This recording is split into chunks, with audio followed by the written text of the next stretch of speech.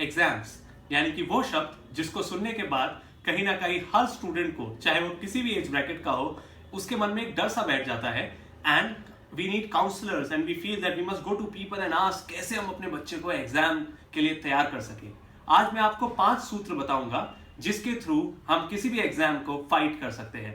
The first सूत्र is understanding the value of an exam. Class first में भी मार्च में पेपर होते थे, क्लास फिफ्थ में भी मार्च में पेपर होते थे, क्लास सेवन्थ में भी मार्च में पेपर होते थे, लेकिन कहीं ना कहीं जैसे क्लास बढ़ने लगती है हम ऐसे शब्द अपनी डिक्शनरी में ऐड करने लगते हैं। इस बार मेरे बोर्ड का एग्जाम है, इस बार मेरे 11th का एग्जाम है, इस बार मेरे 12th के नंबर्स पता चलेंगे, एंड कहीं ना कहीं हम मार्च को बहुत टेंस बना देते हैं। We must realise we all have had exams and in future also we all will have exams.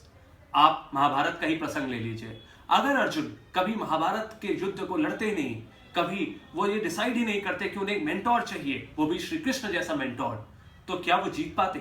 वो जीत पाए क्योंकि उन्हें रियलाइज हुआ कि एग्जाम का एक वैल्यू है, और अंत में उन्होंने अपने गुरु तक को मैदान में हरा दिया। तो कहीं ना कहीं हमें अर्जुन से सीख लेने को मिलती है कि एग्जाम ही अर्जुन को अर्जुन द वॉरियर बनाते हैं। Next thing is act now. Second सूत्र है एक्ट नाउ। हमें ये बात रियलाइज करनी होगी कि we must understand that we do not know everything. हमें ये जान के डिसाइड करना होगा कि हमारे वीक सब्जेक्ट्स कौन से हैं, और उनके लिए हमें अगर जरूरत पड़े तो मेंटोर्स ढूंढने होंगे, और सेल्फ स्टडी के हो सकता है आवर्स ज्यादा देने पड़े।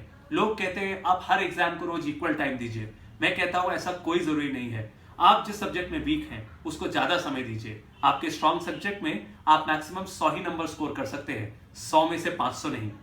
The third principal is that you must realize that what you do in free time will impact or in what you do when you are trying to study. So it is very important that you realize that अगर आप mobile पे लगे हैं या Facebook पे लगे हैं या 1 घंटे से ज्यादा ऑनलाइन बिताते हैं तो आप पढ़ाई करते समय डिस्ट्रैक्ट होंगे। एक बात याद रखिएगा, बिगड़ी बात बने नहीं, लाख यतन किन कीजिए, रही मन बिगड़े दूध का, मथे ना माखन होए।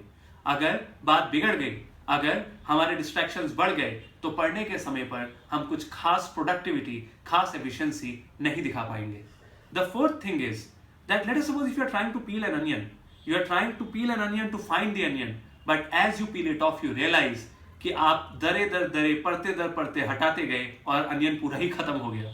सो we must realise that the real thing in our hand is the present in which we can work. We can understand that now is the time. If I work today for few hours, it will help me in my studies.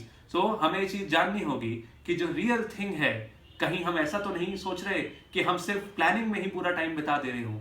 Over analysis leads to paralysis. कहीं ऐसा तो नहीं कि आप रोज एक time table बनाते हैं और फिर उसको फाड़ देते हैं और फिर एक नया टाइम टेबल बनाते हैं।